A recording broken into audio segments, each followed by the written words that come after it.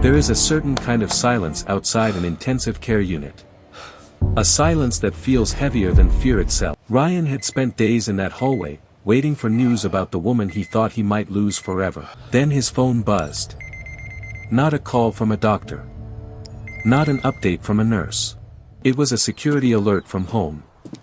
And the person standing on his porch was someone he recognized immediately. While his wife fought for her life in intensive care, someone was trying to take away everything they had built. What Ryan didn't know yet was that this foreclosure notice was only the beginning of a much darker story. There is a specific kind of silence that exists outside an intensive care unit. It isn't peaceful. It's heavy. It presses on your chest. It makes the hard plastic chair underneath you feel like the only solid thing left in the world. I was sitting in that chair when my phone buzzed. Not a call. A security camera alert. Motion detected. Front porch. A woman in a bright pink blazer was standing at my front door. I recognized her instantly. Brenda Walsh, president of our Homeowners Association. She taped something to the door, smiled at the camera like she was posing for it, and walked away. My name is Ryan. My wife Patricia was fighting for her life on the other side of that wall. And while I sat there, exhausted, terrified, holding on to hope with both hands, someone was taping a foreclosure notice to my front door. I didn't know it yet, but that notice was about to become the smallest part of this story. At first, I ignored the alert. My wife was in critical condition. An HOA notice was the last thing on my mind. Then my phone rang. My neighbor, Greg. Ryan, he said,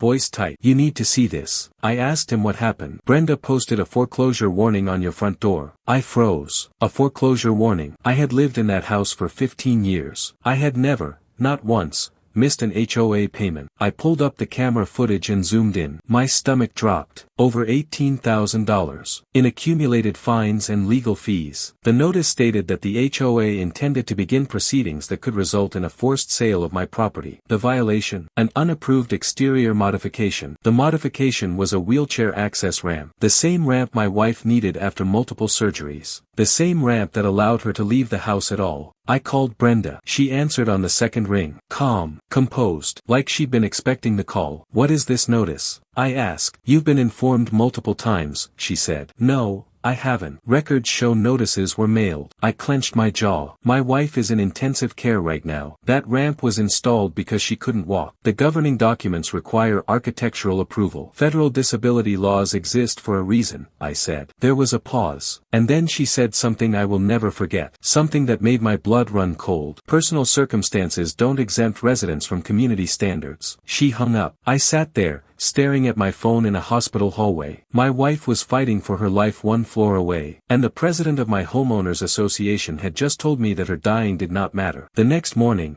I drove home to shower and change. The notice was still taped to my door. Across the street, 3 neighbors stood talking. They stopped the moment they saw me. One of them, Scott, a retired firefighter, walked over. Ryan, this isn't right. No kidding, I said. Scott looked angry. Brenda's been talking about your house for weeks. That got my attention. What do you mean? She's been telling board members your property is becoming a liability. A liability. He lowered his voice. There's a developer interested in the land behind our neighborhood. I frowned. And then, slowly, it clicked. My lot connected directly to the access road they wanted. Everything started making sense. My property sat on one of the largest lots in the community. The rear bordered an undeveloped parcel that a development company had been trying to acquire access rights to for years. I had refused multiple offers. Not for any dramatic reason, I simply liked my privacy. Scott continued. A few months ago, Brenda pushed the board to open discussions with the developer. People voted against it. And now I understood. If pressure could force me to sell,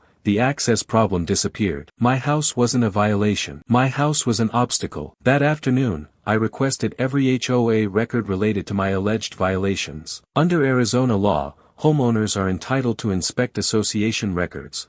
And 3 days later, a stack of documents arrived. The more I read, the worse it got. Several violation notices had supposedly been mailed, during a period when my wife and I were living temporarily at her rehabilitation facility. I had informed the HOA of this. In writing, they knew exactly where we were, and they mailed the notices anyway. The board meeting minutes were worse. In one meeting, a fine had jumped, overnight, from $2,000 to over $12,000. No explanation, no supporting documentation, nothing. Even Scott, who had served on a previous board, said he had never seen fines handled that way in his life. Meanwhile, Patricia's condition continued to deteriorate. Doctors discovered complications requiring additional procedures. Most nights I slept in a chair beside her bed, listening to monitors, counting the hours. One night, around 11 p.m., my phone buzzed again. Another camera alert. I opened the feed, and my heart sank. Brenda wasn't alone this time. She was standing in my driveway with two attorneys. One was photographing my property. The other was pointing toward the wheelchair ramp. Then Brenda looked directly into my camera. She smiled, and she pointed at my front door. At that moment, sitting in a hospital room beside my dying wife,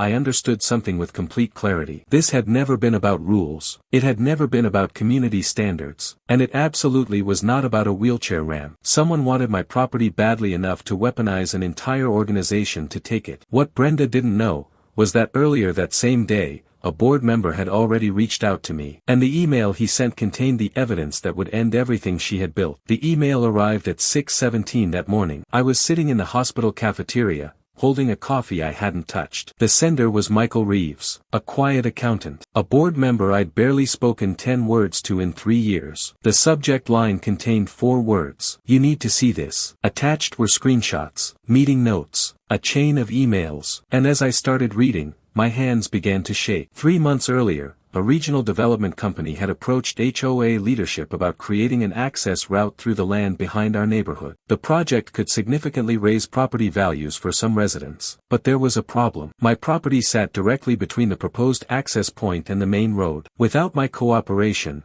the entire plan became dramatically more expensive. The emails showed that representatives had asked whether I might be open to selling. Brenda had responded herself. Her reply was 3 words. "He has refused every offer so far." Then came the message that turned my stomach. A board discussion, regarding, quote, compliance enforcement options. My name appeared again and again, not because of unpaid dues, not because of any real violation, because I was viewed as an obstacle, and the wheelchair ramp had become their opportunity. The emails showed that several board members had specifically questioned whether federal disability protections applied. One member warned, directly, in writing, that targeting a medically necessary accessibility modification could create serious legal exposure. Brenda ignored that warning. Instead, she escalated. Every month, a new notice. Every notice, a higher fine. Every fine, more pressure. The goal was never compliance. The goal was to make us so exhausted, so afraid, so financially squeezed, that we would simply give up and sell. I sat in that cafeteria for several minutes, just staring at the screen. My wife was fighting for her life upstairs, and the people entrusted to govern our community had been trying to exploit that fight for their own benefit. I forwarded every document to an attorney. Then I went upstairs and sat with Patricia. That afternoon, my lawyer called. His reaction was immediate. "Do not contact Brenda again." Why? Because if these records are authentic,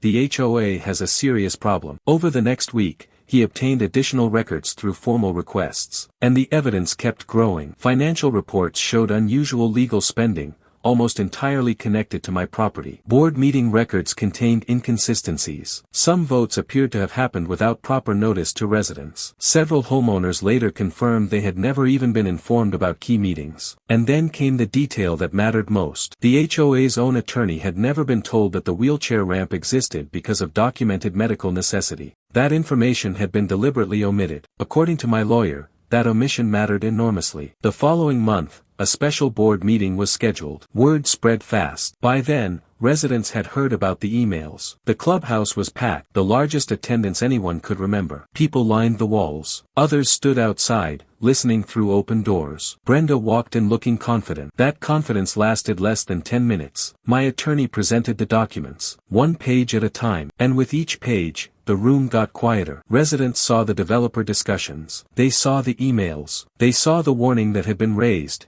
and ignored. They saw clear evidence that enforcement had been used to target one homeowner, rather than enforce any genuine community standard. Some people looked stunned. Others looked furious. Then Michael stood up. For the first time, in public, he confirmed the documents were real. The room erupted. Why weren't homeowners informed? Why had legal fees exploded? Why was the HOA spending so much money pursuing a family in the middle of a medical crisis? Brenda tried to defend herself. She said she was simply enforcing the rules. But the documents told a different story. And then a retired judge, a longtime resident, stood up. His voice cut straight through the noise. If these records are accurate, this appears far less about enforcement, and far more about selective targeting. The room went completely silent. Brenda had no response. Within 2 hours, the board voted to suspend all enforcement actions against my property, pending an independent review. The foreclosure process was terminated. Every fine was frozen. But that wasn't the end. The independent investigation lasted nearly 3 months. The findings were devastating. Numerous enforcement procedures had been handled improperly. Required disclosures were missing. Conflict of interest concerns had been ignored entirely. Record-keeping failures were widespread throughout the association. Several board members resigned before the final report was even released. Brenda was among them. The HOA's insurance carrier became involved. Settlement discussions followed. I can't go into every detail.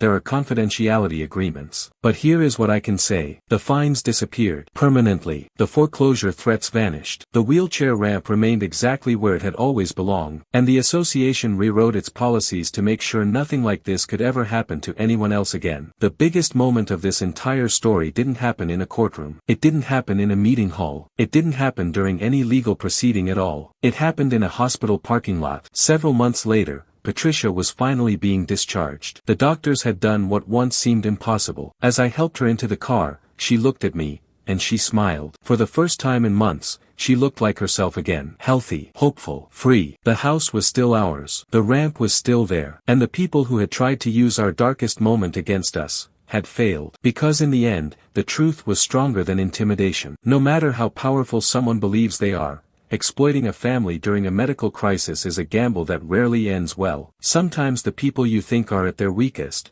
the ones lying in hospital beds, the ones sitting alone in hard plastic chairs outside the ICU, exhausted and afraid, are simply gathering the evidence that will expose everything. Brenda saw a man with a dying wife and an empty schedule. What she didn't see was a man with nothing left to lose, and an accountant on the inside who was paying very close attention. The ramp is still there. Patricia walks past it every morning now, slower than she used to, but on her own 2 feet. And every time I see it, I'm reminded that some battles aren't won with anger. They're won with patience, with documentation, and with the simple, unshakable fact that the truth, once it surfaces, does not need anyone's permission to be believed. If this story moved you, share it. Somewhere out there, someone is sitting in a hospital chair right now, exhausted, afraid, wondering if anyone will ever notice what's being done to them while they're at their lowest. Let them know, someone is always watching, and the truth always finds its way out. If you've ever fought a quiet battle like this one, tell us in the comments. And if someone you know needs to hear this story tonight,